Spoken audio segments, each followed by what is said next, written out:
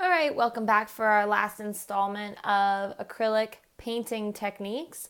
In this video, we are going to be going over the techniques acrylic wash, splatter, and making your own painting technique, which can be a combination of multiple techniques or a different way of using the brush or a different tool other than a brush to apply your paint.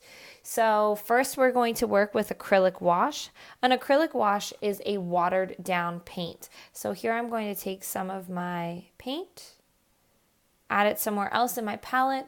You can also do this in a cup, and I'm adding water to it. So you can see that it's starting to thin. It's becoming more and more like a dye instead of a water. It is a very thin paint. Or it's more like a dye instead of a paint. I'm sorry, I messed that one up.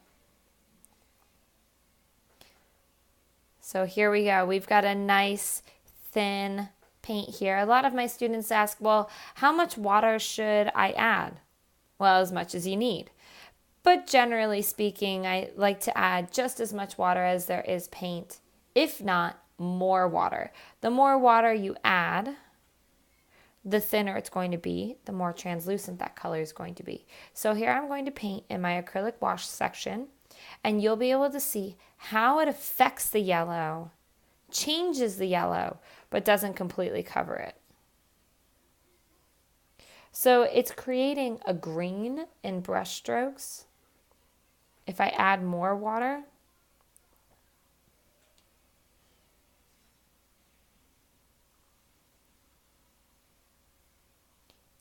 it can be a lot thinner. So my paper is starting to curl, so it's all settling right about here where you see that highlight. But if I had a flatter paper or a canvas, you wouldn't see that.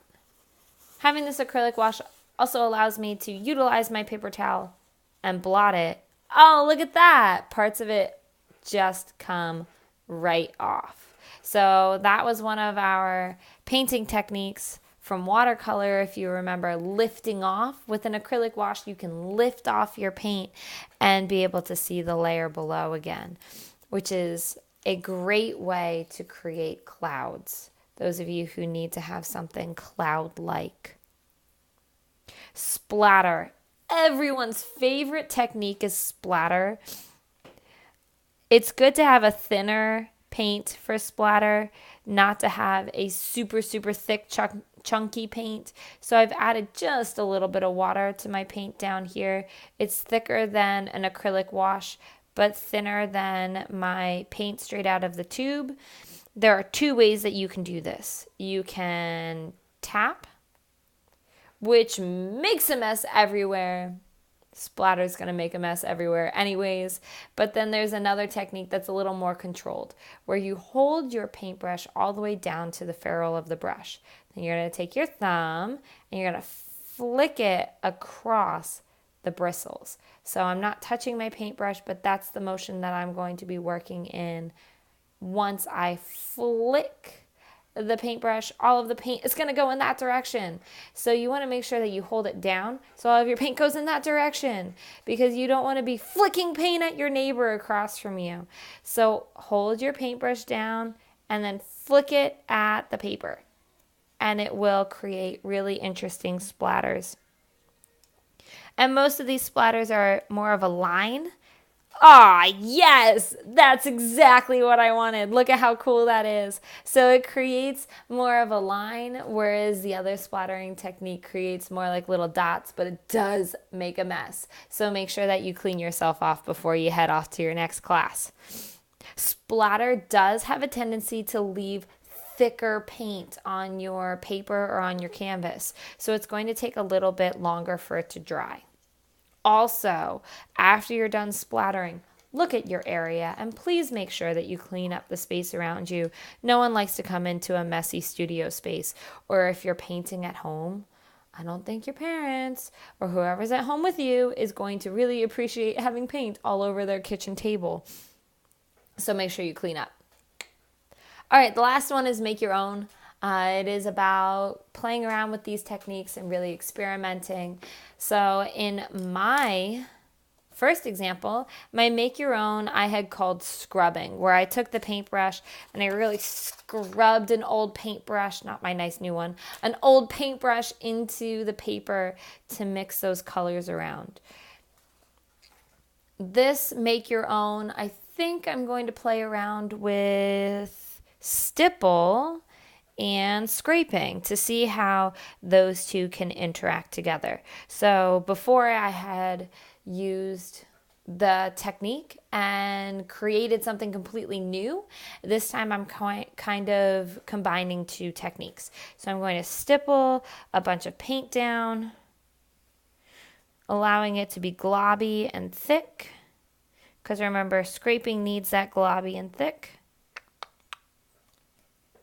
Ooh, some of these are really thick, which is going to be fun.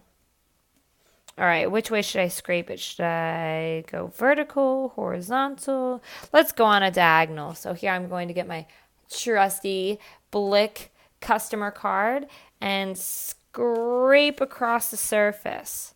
Ooh, I really like that. It kind of looks like comets in the sky, falling stars. Ah, man, now I know what I'm going to do for my painting.